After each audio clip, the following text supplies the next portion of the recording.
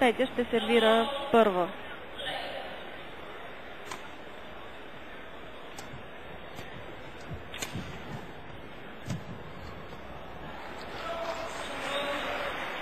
Першун печели първата точка.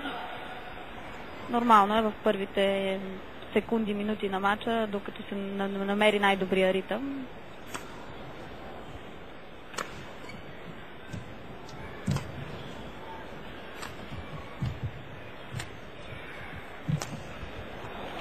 Натисна в задния ъгъл и много трудно Першун може да се обърне тук на бекхенд, за да върне това перо, което носи първата точка и в актива на Петя.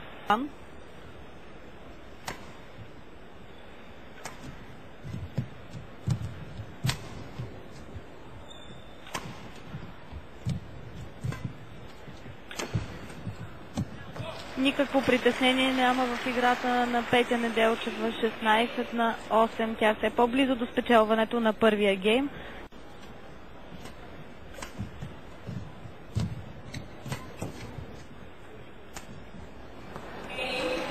Още една грешка за Сара Першун и първи гейм за Петя Неделчева. 21-10. Начало на втори гейм.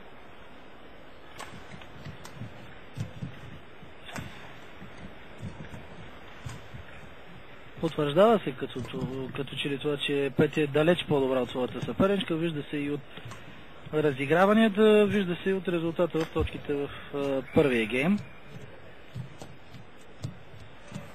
Но така или иначе предполагам, че тежи това, че шведката има няколко победи повече от нашата състезателка в директните двубои, всъщност 2.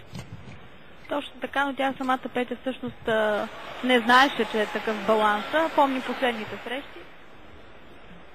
И да се надяваме, че ще успее да се възстанови бързо за утрешния си двубой.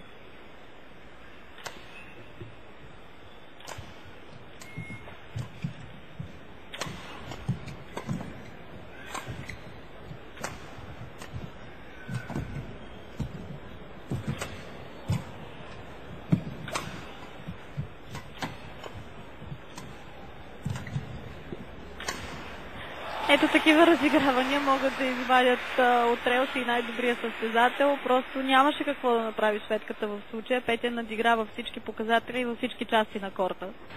И матчпойнт за Петя Неделчева. 21-10 първия гейм, сега 20-10. Аут и победа за Петя Неделчева. Успех в първия кръг от женския сингъл в бадминтона. 21-10 и 21-10. Шведката Сара Першун не успя да се бере в двата гейма. Точки дори за един гейм. Много убедителен успех на нашето момиче. Поздравления и целувки от нейния треньор. 2-0 гейма за Петя Неделчева срещу Сара Першун. Утре е втория матч на българката срещу състезателката от Египет Хадия Хосни.